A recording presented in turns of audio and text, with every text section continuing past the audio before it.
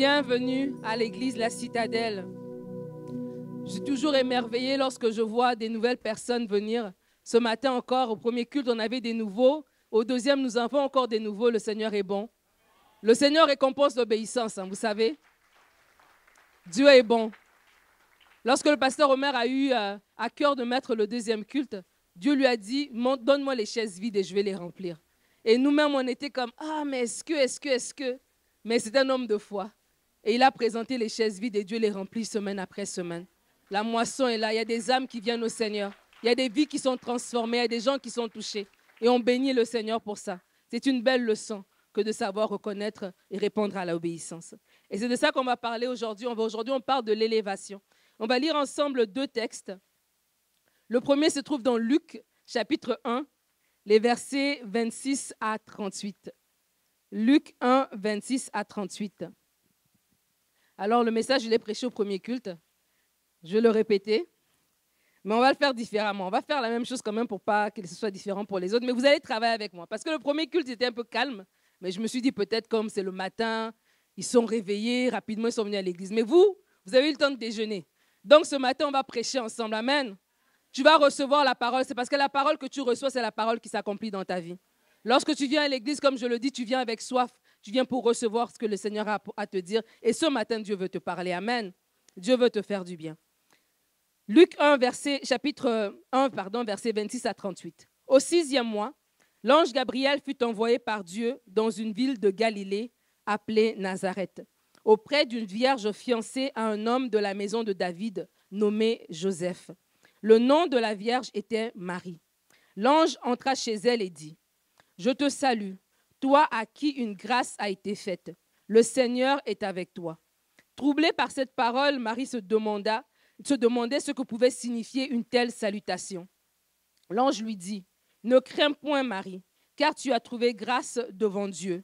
Et voici, tu deviendras enceinte et tu enfanteras un fils. Tu lui donneras le nom de Jésus. Il sera grand et sera appelé fils du Très-Haut. Et le Seigneur Dieu lui donnera le trône de David, son père.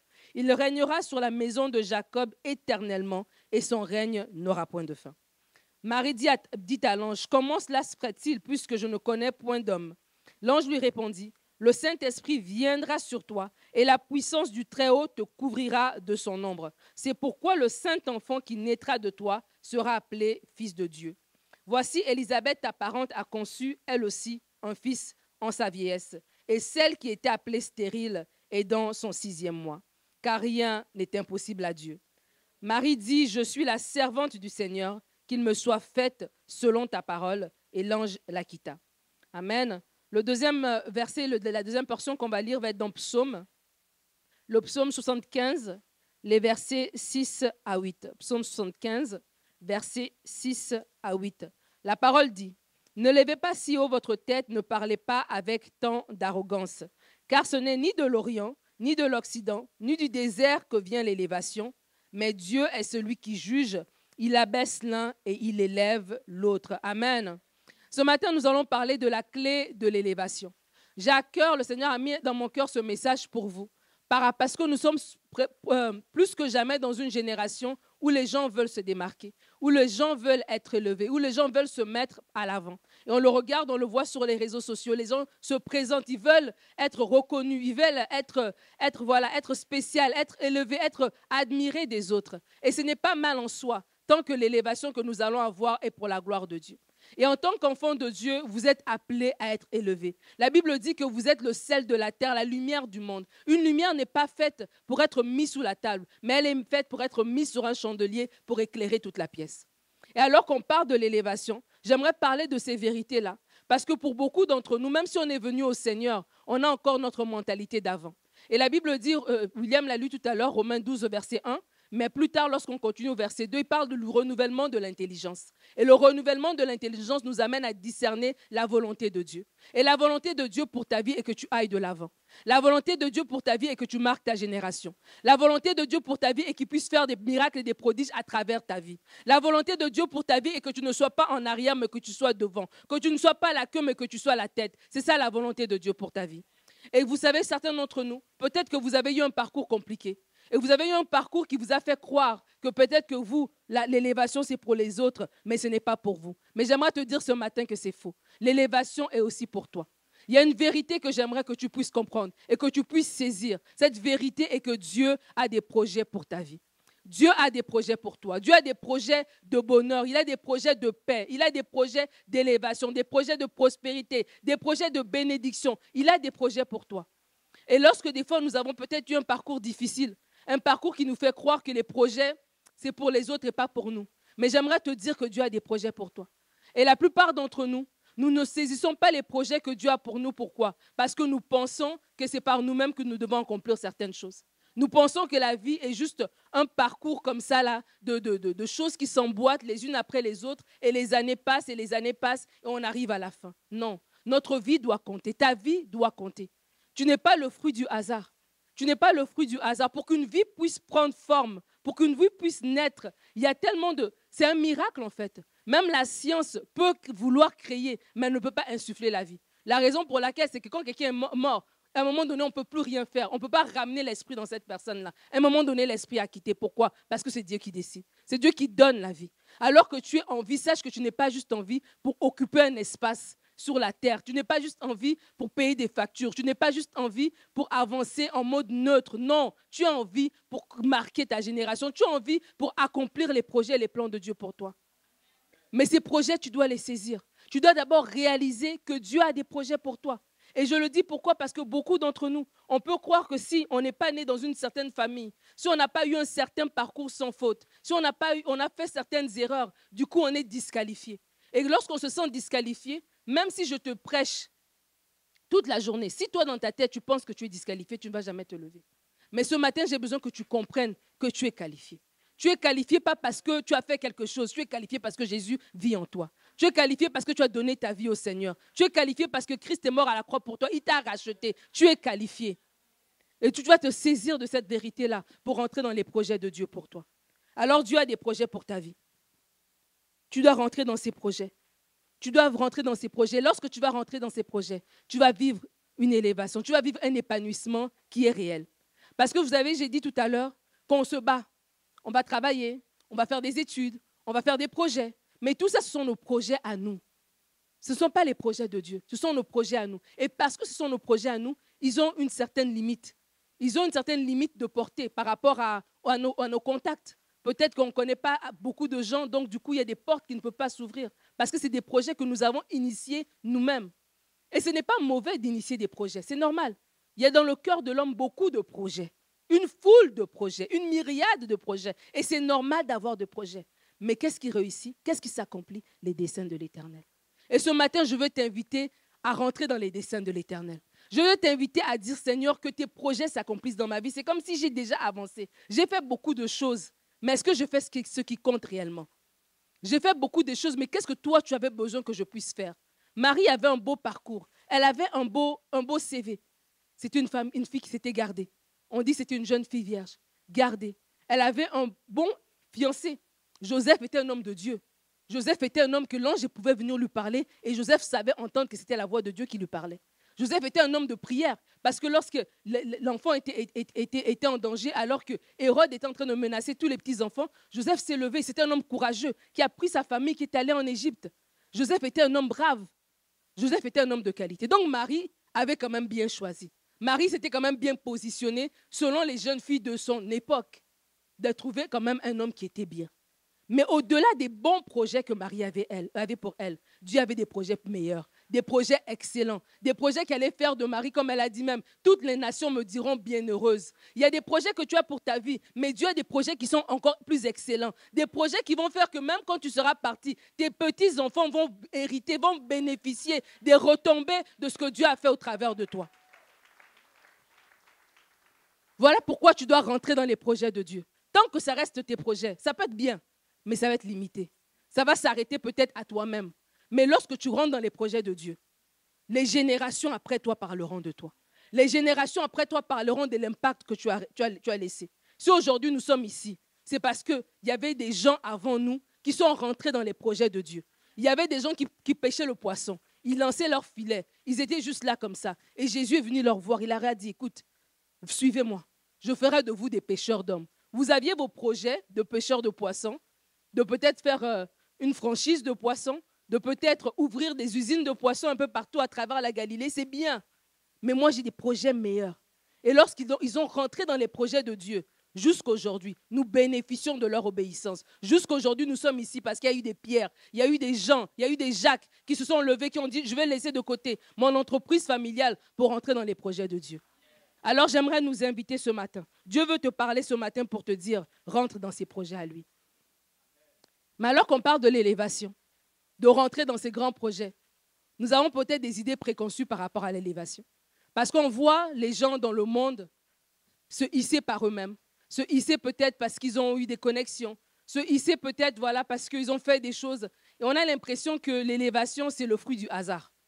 Mais j'aimerais te dire que c'est faux. L'élévation n'est pas le fruit du hasard. Ce n'est pas juste comme ça, on est assis, et puis celui qui a de la chance, qui est né sous la bonne étoile, voilà, c'est comme si l'élévation se promène et puis pouf, elle choisit quelqu'un au hasard. Non, non, non, non, non.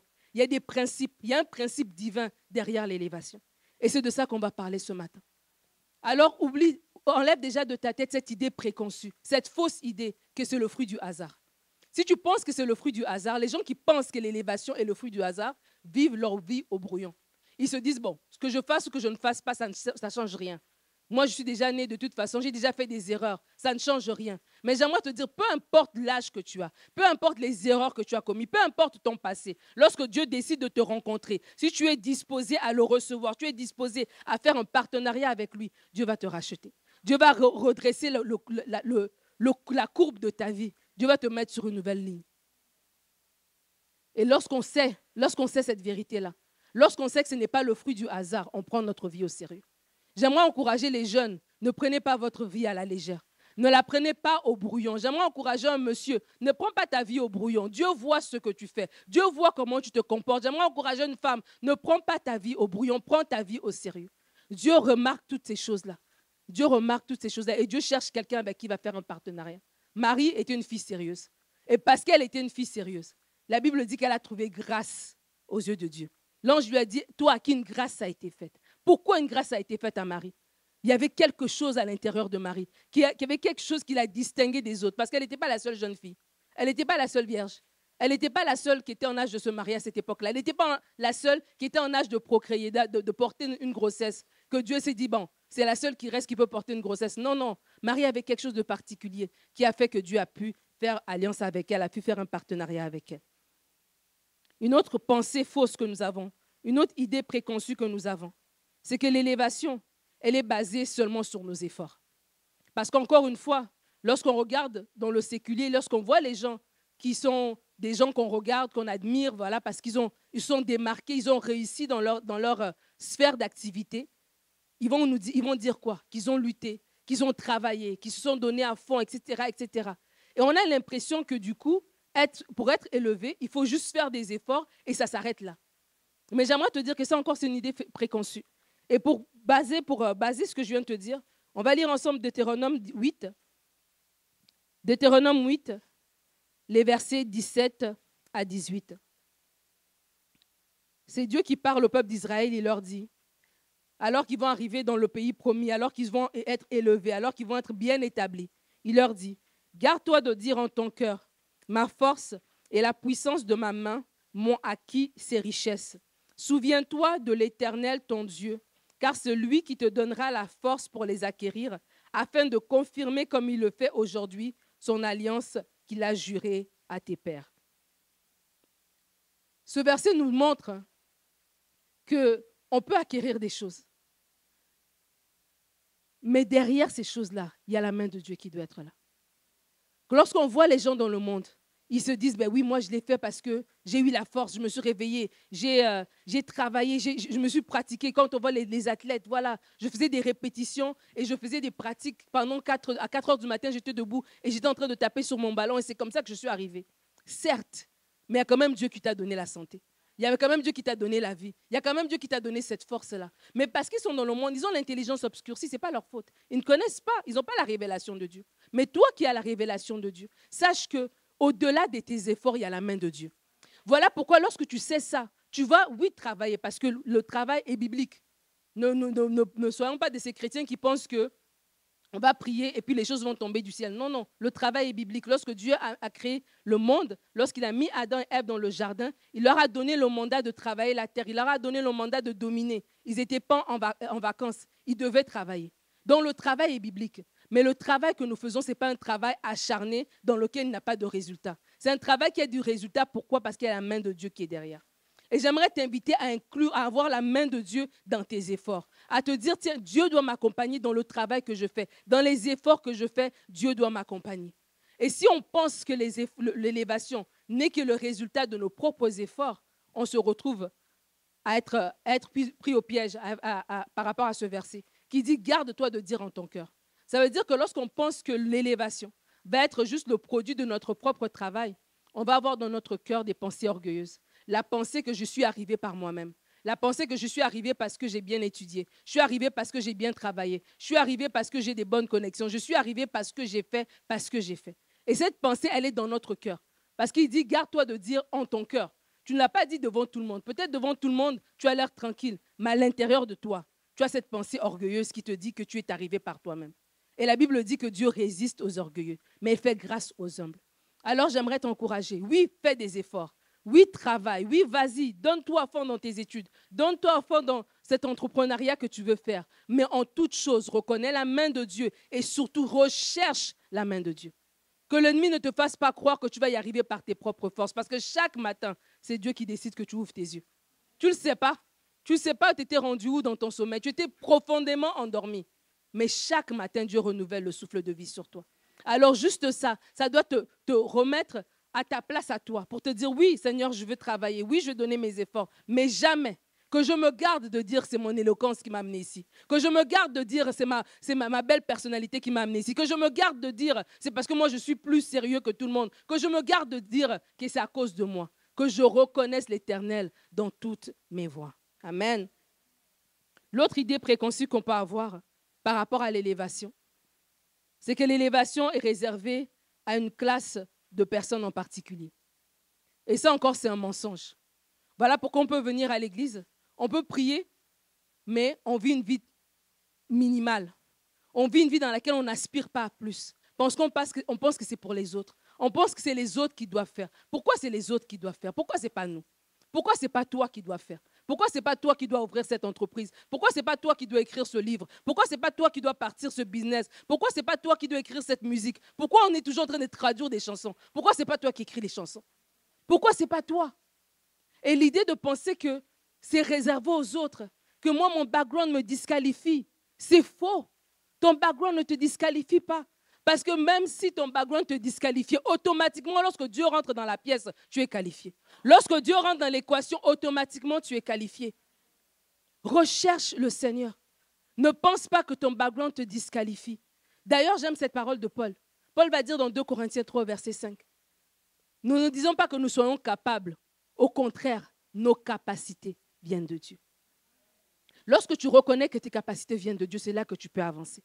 Parce que tant que tu penses que c'est tes propres efforts, ben le diable va te rappeler tout ce que tu ne sais pas faire.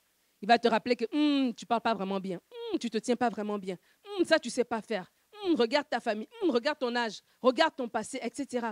Il va te faire croire que ce background-là, cet arrière-plan-là te disqualifie et t'empêche de pouvoir rentrer dans ces choses-là. Alors que c'est faux. Si tu penses que tu ne peux pas être élevé parce que tu es une femme, ben c'est faux.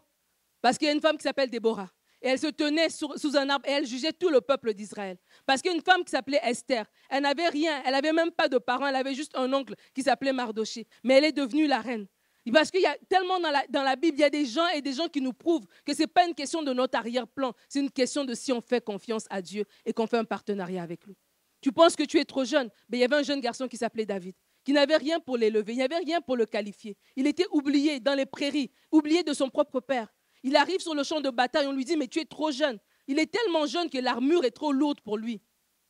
Mais parce que David avait fait un partenariat avec Dieu. Parce que David reconnaissait que ce n'était pas ses capacités. Ce n'était pas lui. Il avait le background. Oui, c'est vrai, j'ai tué l'ours, j'ai tué le lion. Mais n'empêche que Goliath, c'est Goliath. Mais parce que David a compris que ce n'est pas une question de son background, ce n'est pas une question de lui-même. C'est une question de est-ce que tu t'es attaqué à Dieu? Donc Dieu va se lever dans cette histoire-là. Et David s'est levé et David a eu la victoire. J'aimerais nous encourager à éteindre ces paroles que l'ennemi a dans notre pensée. Parce que l'ennemi nous parle. Dieu nous parle. Dieu nous parle par sa parole. Dieu nous parle par son esprit. Les gens nous parlent autour de nous, mais le diable nous parle aussi. Et si on est honnête, si on fait une introspection réelle, on se rendra compte que le diable nous parle souvent. Et souvent, on accepte les mensonges qu'il nous dit. Les mensonges qui nous disent que toi, tu ne vas pas aller loin. Les mensonges qui nous disent que toi, reste au minimum. Tu as trouvé un travail à 15 $ de l'heure, c'est bon pour toi, ça suffit. Non, non, non, non, non, non.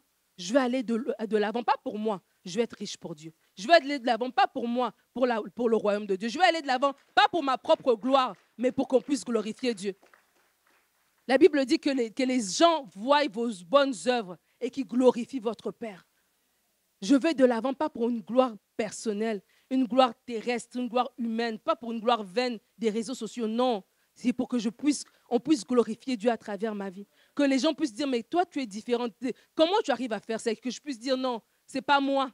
C'est Dieu, ce n'est pas moi. Mes capacités, elles viennent de Dieu. C'est Dieu qui a fait ces choses-là. Est-ce que tu aimerais rencontrer ce Jésus qui transforme des vies? Alors, tant qu'on ne pense pas comme ça, tant qu'on reste dans notre ancienne mentalité, on va prier, on va venir. Mais il n'y a rien qui va se passer. Pourquoi? Parce qu'on pense que c'est toujours les autres qui vont le faire. La quatrième idée préconçue qu'on a par rapport à l'élévation, c'est qu'il n'y a qu'un seul modèle de succès, qu'il y a un seul modèle d'élévation. Parce que quand on regarde les réseaux sociaux, on regarde autour de nous, on a l'impression que l'élévation, c'est être un joueur de basket, c'est être peut-être quoi, un chanteur ou je ne sais quoi, être une personne qui est à la télévision. Et on pense que c'est ça le modèle d'élévation. Mais lorsque je parle de l'élévation, ce n'est pas juste ça. Et là, encore une fois, c'est notre mentalité. La Bible nous dit que lorsque Anne, Dieu a répondu à sa prière de lui accorder un enfant, 1 Samuel chapitre 2, elle a élevé le Seigneur. Elle a fait cette merveilleuse prière, la prière de Anne. Et elle a dit que Dieu est celui qui élève, que du fumier, il retire l'indigent pour le faire asseoir avec les grands. Lorsqu'elle a fait cette prière-là, elle n'était pas reine. Elle était maman tout simplement. Mais être maman, pour elle, c'était déjà ça, le succès. Et j'aimerais nous inviter à ouvrir, à élargir un peu notre pensée du succès et de l'élévation. Il y a beaucoup, on est là, on pense que le succès et l'élévation, c'est faire des gros salaires, c'est habiter dans des grandes maisons. Mais le succès et l'élévation que Dieu veut te donner, c'est peut-être t'occuper de tes enfants. C'est peut-être être un étudiant qui est correct, un étudiant qui marche avec intégrité, que lorsque les autres trichent, toi, tu ne triches pas. Lorsque les autres dans la classe font n'importe quoi, toi, tu te tiens d'une certaine manière. Et c'est comme ça qu'on te voit en train d'avancer dans ton domaine d'études d'une façon tellement belle et glorieuse que ça inspire les autres. L'élévation, le succès, c'est peut-être pas juste comme on voit à la télé. Et en tant qu'enfant de Dieu, on doit amener cette nouvelle mentalité-là. Même dans le monde chrétien, on a l'impression que l'élévation, le succès, c'est quand on est la seule personne qui est là, la seule personne qui est vue. Or que ce n'est pas le cas. L'élévation, le succès, c'est être exactement où Dieu te veut, être dans sa volonté parfaite. Si tu es dans ta saison de célibat et que tu te gardes, tu es dans l'élévation, le succès, tu es dans la volonté parfaite de Dieu. Si tu es dans ta saison où tu es marié et tu fais tout pour faire la joie de ton époux, la joie de ton épouse, tu es en train de faire ce que le Seigneur t'appelle à faire. Alors lorsqu'on comprend ça, lorsqu'on enlève ces idées préconçues, on est en mesure maintenant de vouloir entrer dans l'élévation. Qui veut être élevé ce matin? C'est tout. Qui veut être élevé ce matin? Oh, amen. Alors, il y a un principe incontournable. Un principe incontournable pour vivre l'élévation. Et ce principe, les gens du monde ne l'ont pas parce qu'ils ont l'intelligence obscurcie, comme la Bible nous dit. Mais nous avons la possibilité de l'avoir. Et le principe incontournable, tu ne peux pas être élevé sans passer par ce principe, sans mettre en pratique ce principe. Et c'est l'intimité avec Dieu. Les gens du monde connaissent l'élévation, on ne va pas se mentir. Une belle élévation d'ailleurs, mais une élévation qui va être durable. Une élévation qui va produire du fruit pour le royaume de Dieu. C'est une élévation qui est suscitée par Dieu. Lorsque les gens du monde sont élevés, c'est pour eux-mêmes. C'est pour leur propre nom, c'est pour leur propre business. On a quelqu'un comme Jeff Bezos qui est président d'Amazon, qui fait tellement d'argent que même s'il voulait dépenser tous les jours, il ne pourra jamais dépenser tout l'argent qu'il a. Parce qu'il en produit tellement. Mais ça fait quoi? Ça reste une élévation qui est personnelle. Mais lorsqu'on est enfant de Dieu, lorsqu'on choisit de rentrer dans l'intimité avec Dieu, Dieu va nous élever, va susciter en nous quelque chose, un projet qui va perdurer dans le temps, qui va perdurer dans les générations, qui ne va pas seulement Faire, ce n'est pas juste pour une question de sous, mais qui va amener des âmes des ténèbres à l'admirable lumière.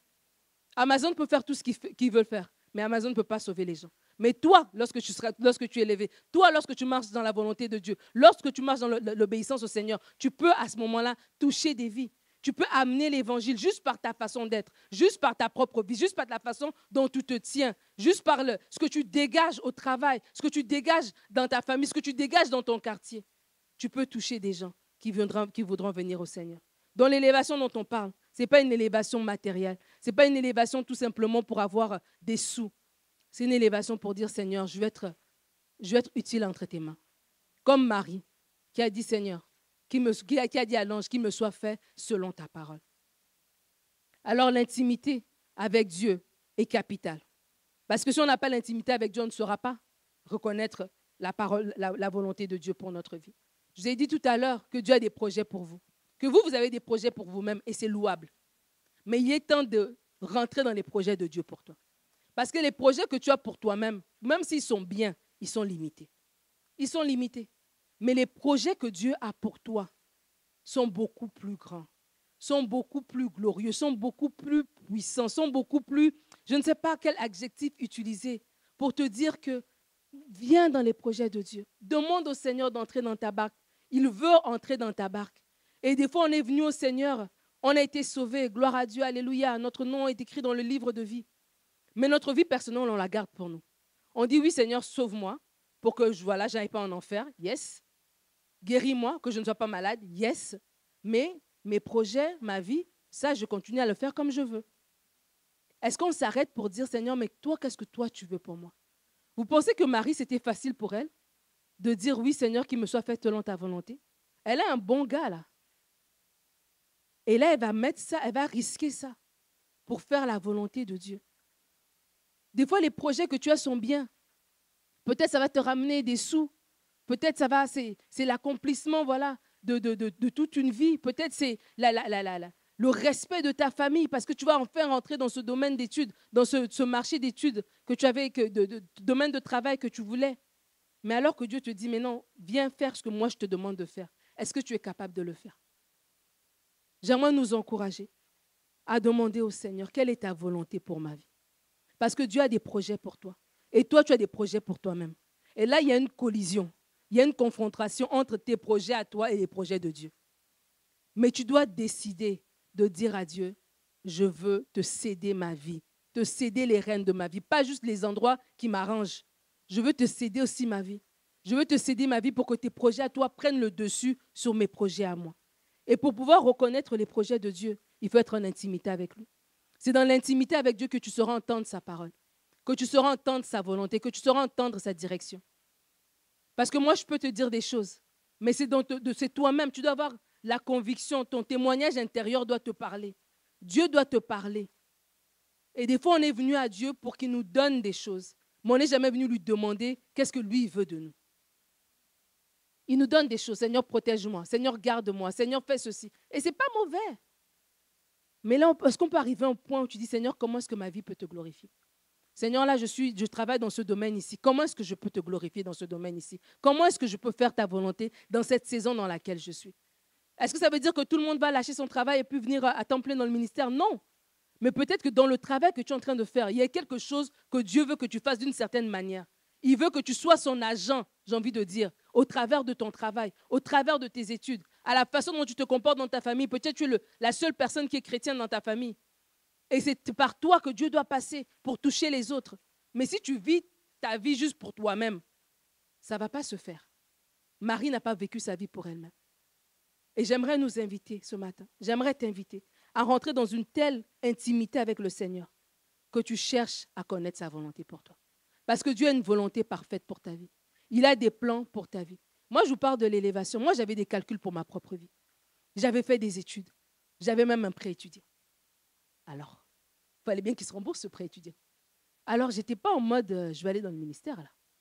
J'étais en mode, Seigneur, je vais te servir, mais voici comment je vais te servir. Je ne dis pas non, mais je vais te servir de cette manière-là. Et il y a eu une confrontation, il y a eu une collision, il y a eu une discussion entre mes plans et les plans de Dieu. Et j'ai dû faire ce dont je vous parle ce matin. J'ai dû dire à Dieu, OK, Non pas ma volonté, mais ta volonté. Non pas ma volonté, mais ta volonté. Peut-être sur le coup, je ne la comprends pas, ta volonté. Peut-être sur le coup, ta volonté a l'air compliquée. Peut-être sur le coup, ta volonté est pénible. Mais je sais que ta volonté est la meilleure des choses. La volonté de Dieu pour toi, les plans de Dieu pour toi sont extrêmement meilleurs que tes plans pour toi-même. Aussi bien que tes plans pour toi-même peuvent être, ceux de Dieu les surpassent. Et je t'invite ce matin à découvrir, à avoir cette intimité avec le Seigneur où tu vas pouvoir entendre sa voix. La Bible dit, au psaume 84, verset 5, que heureux ceux qui trouvent en lui, qui placent en lui leur appui, parce qu'ils trouvent dans leur cœur des chemins tout tracés. Il y a des chemins tout tracés pour chacune de nous. Pour chacune de nos vies, il y a des chemins tout tracés. Mon chemin tout tracé, ce n'est pas ton chemin tout tracé. Ton chemin tout tracé, ce n'est pas le chemin tout tracé de ton voisin. Mais Dieu a des plans pour chacun de ses enfants. Que tu aies 12 ans, que tu en aies 64, il a des plans pour chacun de ses enfants. Et aujourd'hui, il te demande, viens me demander. Viens dans ma présence, viens me consulter. Viens, et c'est quand tu lis la parole, tu pries, tu lis la parole, tu pries. Il y a un renouvellement de ton intelligence. Il y a des choses qui montent. Il y a une pensée à un moment donné qui s'installe et tu sais que c'est la voix de Dieu. Et tu sais que c'est Dieu qui te parle. Et tu sais que tu peux obéir sans avoir peur parce que tu marches dans la bonne direction. Et ce matin, Dieu veut parler à quelqu'un. Et je crois que Dieu veut nous parler à tous pour nous dire, viens dans l'intimité, que je puisse te révéler c'est quoi les chemins tout tracés que j'ai pour toi. Alors pour vivre cette élévation, pour justement qu'une fois que tu es dans cette intimité, il faut après ça poser le pas. Parce que c'est bien de prier, c'est bien de jeûner, c'est bien de lire la parole, mais après il faut passer à l'action. Et la clé ultime pour vivre l'élévation, un mot qui n'est pas populaire de nos jours, mais un mot qui est essentiel en tant qu'enfant de Dieu, si on va aller plus loin dans notre vie chrétienne, c'est l'obéissance. L'obéissance. L'obéissance est la clé ultime pour vivre l'élévation. L'obéissance que Marie a eue de dire qu'il me soit fait selon sa volonté. L'obéissance que David a eue pour aller sur le champ de bataille. L'obéissance est la clé.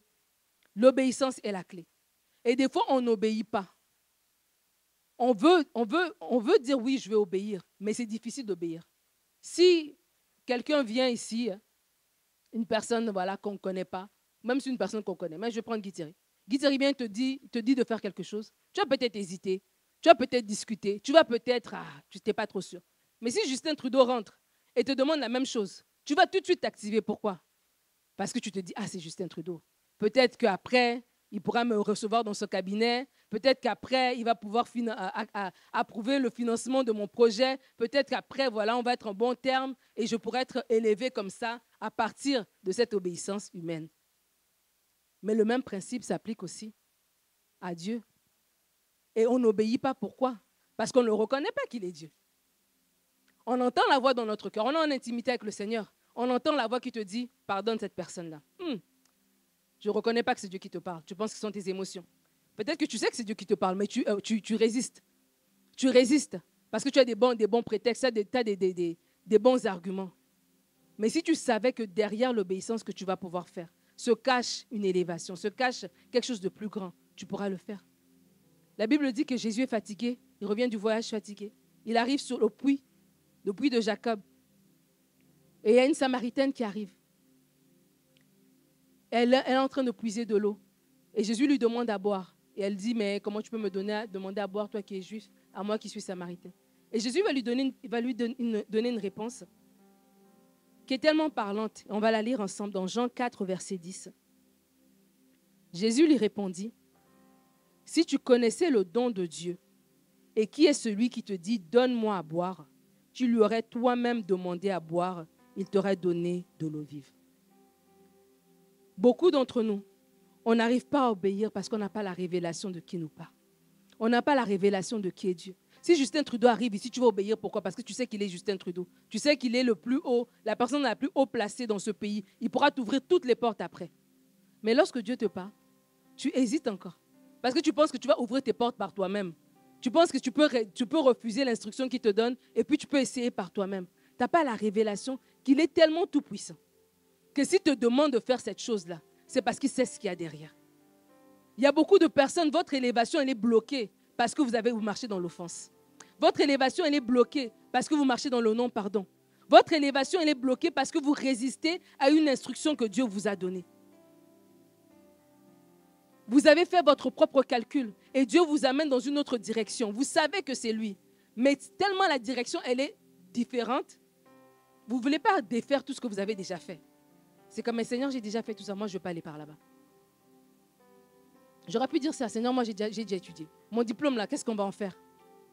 Ça me sert à quoi d'avoir fait toutes ces études? Je ne veux pas aller là-bas. Laisse-moi d'abord faire ce que j'ai à faire et je viendrai après. C'est ça résister. Mais l'obéissance, c'est de croire que non. Et de comprendre, d'avoir la révélation de Dieu.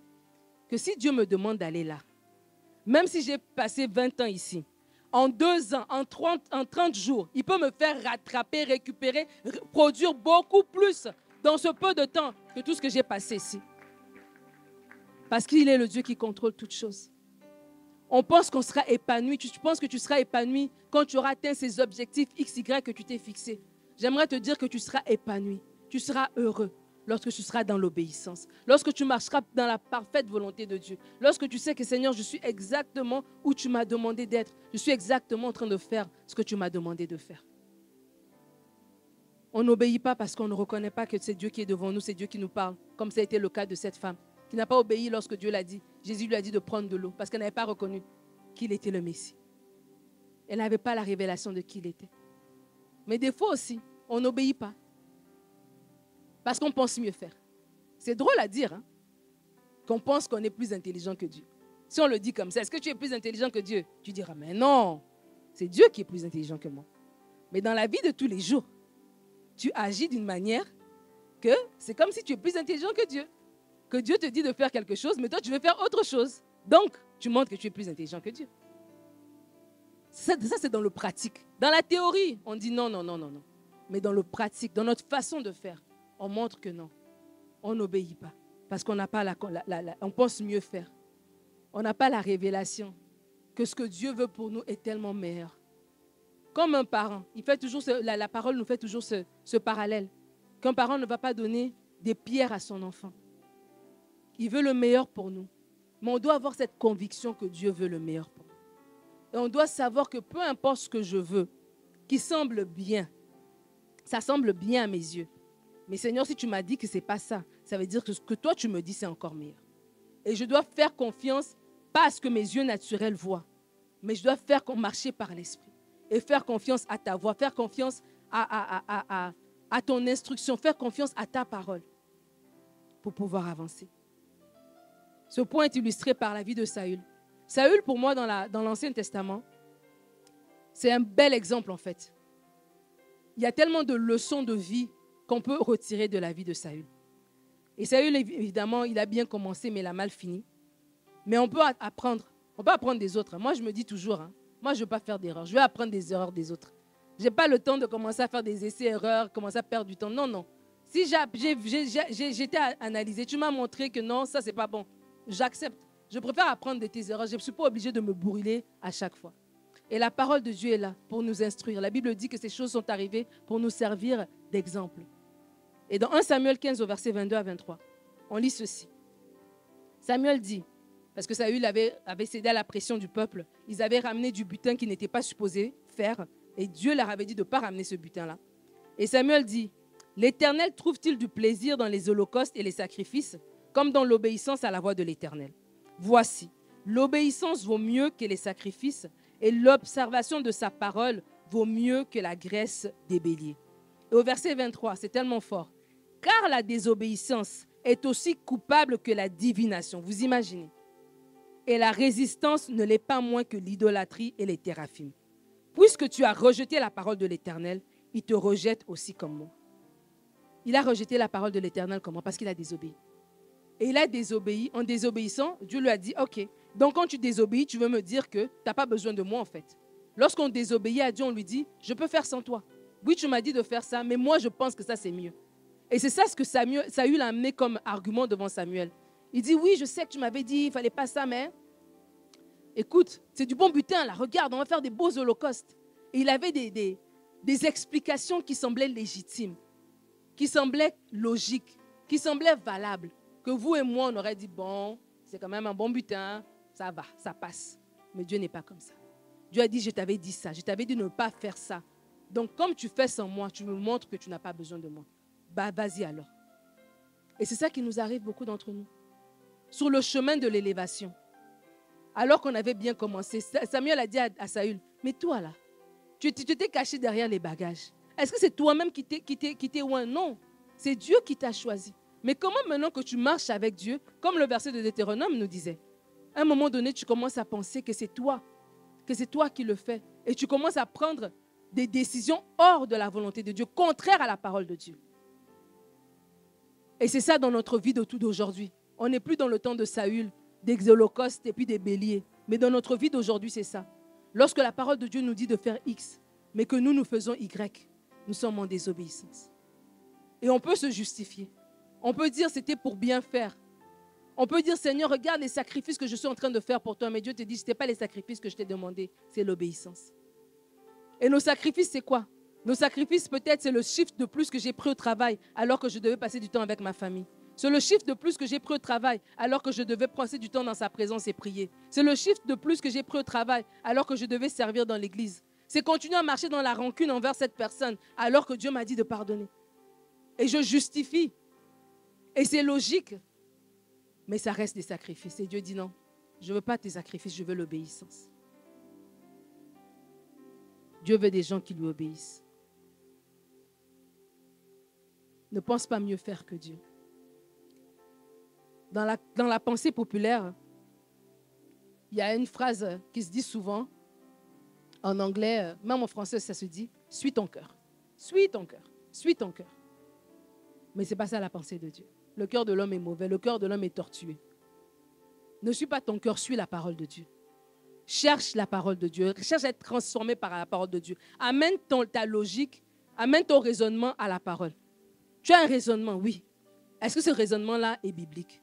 Confronte ton raisonnement à la parole de Dieu. Dis au Seigneur, Seigneur, est-ce que je suis sur une bonne voie? Si je ne suis pas sur une bonne voie, Seigneur, ramène-moi sur la voie de la vie. Ramène-moi sur la voie de la vérité. Ramène-moi sur la voie de l'éternité. Ramène-moi sur le bon chemin. Remets-toi en question. Beaucoup d'entre nous, nous sommes dans les sacrifices et non dans l'obéissance. Et c'est justifié. C'est ça qui est pire. Dans notre tête, ça fait du sens. Mais devant Dieu, ça ne le fait pas. Alors ne suis pas ton cœur, suis la parole de Dieu. Dieu veut t'élever. Dieu veut t'utiliser dans cette génération. Dieu veut que tu marques cette génération. Dieu veut que des générations après toi se rappellent de toi. Dieu veut que dans ta famille, on puisse dire dans 5 générations que non, nous tous ici, nous sommes tous chrétiens. Parce qu'on avait un arrière-grand-père. On avait une arrière-grand-mère qui s'était tenue pour que notre famille arrive au Seigneur, qui s'était tenue, qui avait brillé tellement que l'évangile est resté dans notre famille. Je connais des familles, ils sont pasteurs, ils sont les cousins, les cousines, tout le monde. Mais c'est ça la norme. C'est ça la norme. Mais ça s'est fait comment? Parce qu'il y a des gens qui ont obéi. Des gens qui auraient pu marcher dans la rébellion, qui ont dit non, je vais marcher dans l'obéissance. Des gens qui auraient pu marcher dans la rancune, qui ont dit non, je vais marcher dans le pardon. Je vais peut-être avoir l'air stupide aujourd'hui devant les gens, mais devant Dieu, je sais que je fais la bonne chose. Et comme ça, ils ont touché le cœur de Dieu. Et ils ont vécu l'élévation. La Bible dit dans Proverbe 3, versets 5 à 6, « Confie-toi en l'Éternel de tout ton cœur. Et ne t'appuie pas sur ta sagesse. Reconnais-le dans toutes tes voies. Et il aplanira tes sentiers. » Tu veux réussir ta vie. Oui, on a dit tout à l'heure, tu as des projets, mais Dieu a des meilleurs projets. Mais alors que tu veux réussir ces projets de Dieu, confie-toi en Dieu. Si tu veux réussir ta vie, obéis au Seigneur. Fais-lui confiance. Obéis à Dieu même quand ça ne t'arrange pas, comme ça a été le cas de Marie. Ça ne l'arrangeait pas, mais elle a fait confiance en Dieu. Obéir à Dieu, c'est quoi? Obéir à Dieu, c'est garder ses commandements. C'est simple. Dans l'intimité avec le Seigneur, Dieu va te parler. Il pourra te donner une direction claire, comme ça a été mon cas. Il m'a dit, OK, lâche ton travail séculier, rentre dans le ministère. Oui, ça arrive. Mais j'ai envie de dire, la plupart du temps, c'est des mini-obéissances. C'est l'obéissance à sa parole, tout simplement. C'est garder ses commandements. C'est garder sa parole dans son cœur. Je serre ta parole dans mon cœur pour ne pas pécher contre toi. Joseph a vécu l'élévation tout simplement parce qu'il a fui le péché. La femme de Potiphar est venue le tenter. La Bible dit que Joseph a résisté à cette femme-là. Pas parce qu'elle était pas belle. C'était une belle femme. Mais parce qu'il aimait mieux honorer Dieu. Il voulait honorer Dieu. Il voulait respecter ce que son maître l'avait donné comme instruction.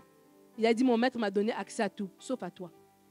Et je vais honorer mon maître, même s'il n'est pas là, même si tu es d'accord. Mais je vais honorer mon maître. Et j'avais dit tout à l'heure que Dieu voit tout, même Dieu voit dans le secret. Il y a certains d'entre vous, vous voulez vivre une élévation au travail, mais vous ne marchez pas dans l'honneur par rapport à votre employeur. Et peut-être votre employeur ne le voit pas. Mais lorsque tu rentres chez toi et que ta femme et ton mari connaissent tes collègues de travail comme si elles travaillaient là-bas, tellement tu parles mal d'eux. Mais comment est-ce que tu vas être élevé? Dans Colossiens 3, l'apôtre Paul va donner des recommandations aux femmes. Soyez soumises à vos maris, maris, aimez vos femmes. Et à un moment donné, il va parler des serviteurs et des maîtres. Et il dit aux serviteurs de servir, pas juste devant les yeux de leur maître pour leur plaire, mais vraiment de servir comme si, sachant que c'est comme s'ils servent Dieu en fait. Et aujourd'hui, on n'est pas dans une dynamique de serviteur et de maître, mais on est dans une dynamique d'employeur et d'employé. Est-ce que dans mon travail, je fais les choses, même quand on ne me voit pas, je fais les choses avec honneur parce que je sais que je représente Dieu où je suis en fait. Partout où je vais, je représente Dieu. Alors je fais les choses avec honneur, je fais les choses avec sérieux, je fais les choses bien. Et alors que tu fais ces choses-là, peut-être que ton employeur ne les voit pas, mais Dieu voit. Et parce que Dieu voit, et Dieu voit que tu l'honores, Dieu va t'élever. Tu vas être élevé dans ton travail.